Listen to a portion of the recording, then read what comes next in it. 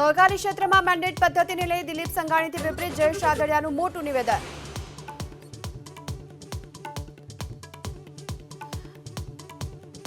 દાહોદ લોકસભાના પ્રથમ પુરામાં છેલ્લા 6 કલાકથી પુનઃ મતદાન યથાવત. 1224 મતદારમાંથી અત્યાર સુધી 404 થી વધુ મતદારે મતાધિકારનો કર્યો ઉપયોગ.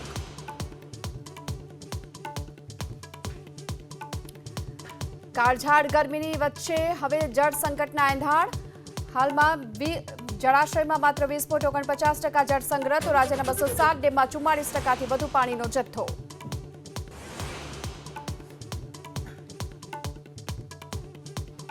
હિન્દુવાદી નેતાઓની હત્યાનું ષડયંત્ર રચનાર મૌલવીના કેસમાં વધુ 3 શખ્સની પૂછપરછ. બારડોલીના મૌલવી સહિત 3ની સુરત ક્રાઇમ બ્રાન્ચે શરૂ કરી પૂછપરછ.